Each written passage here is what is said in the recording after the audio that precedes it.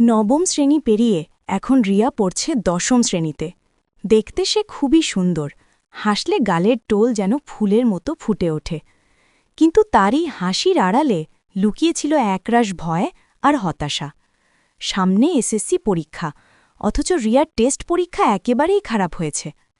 Test পরীক্ষার ফলাফল বেরোতেই বাবা মা রেগে গেলেন। বাবা বললেন, তুই তো সারাদিন শুধু মোবাইল নিয়ে বসে থাকিস, এভাবে জীবনে কিছু হবে না। মা কাঁদতে কাঁদতে বললেন, এই মেয়েকে ফাইনাল পরীক্ষা দিতে দিলে শুধু লজ্জাই হবে। রিয়ার প্রিয় স্কুলেও তাকে শান্তিতে থাকতে দেওয়া হল না। টিচাররা বললেন, তুমি এই ফলাফলে এসএসসি পরীক্ষা দিতে পারবে না, তোমার নাম আমরা ফর্ম ফিল আপে দিচ্ছি না। রিয়া সেদিন ভীষণ কেঁদেছিল। মনে হয়েছিল তার পুরো পৃথিবীটা যেন অন্ধকার হয়ে গেছে। কিন্তু পরদিন সকালে আয়নায় নিজের মুখের দিকে তাকিয়ে সে বলল, না, আমি হেরে যাব না, আমি পারব। সে স্কুলে গিয়ে শিক্ষকদের সামনে হাত জোড় করে বলল, স্যার ম্যাডাম, আমাকে একবার সুযোগ দিন, আমি চেষ্টা করব, আমি বদলে যাব, আমি ইনশাল্লাহ এই স্কুলের সম্মান রাখব। তার চোখের জলে আর কথায় সবাই এক মুহূর্তের জন্য চুপ হয়ে গেল। অবশেষে শিক্ষকরা বললেন, ঠিক আছে রিয়া, আমরা তোমাকে ফর্ম ফিল আপ করতে দেব, কিন্তু মনে রেখো, এবার তোমাকে প্রমাণ করতেই হবে।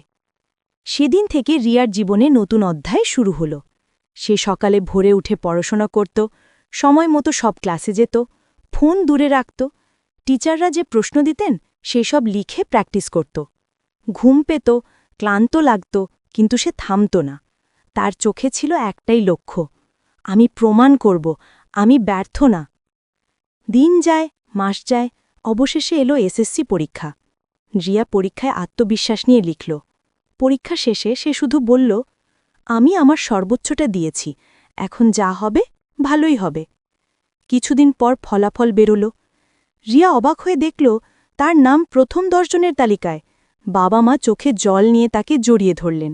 শিক্ষকরা বললেন, আমরা গর্বিত তোমার মতো ছাত্রী পেয়ে। রিয়া মৃদু হেসে বলল, আমি তো শুধু আমার নিজের ওপর বিশ্বাস রেখেছিলাম। সেই দিন থেকে রিয়া সবার কাছে অনুপ্রেরণা হয়ে উঠল। সবাই বুঝল, যদি মন থেকে চাও আর পরিশ্রম করো, তাহলে কোনো ব্যর্থতাই তোমাকে থামাতে পারবে না।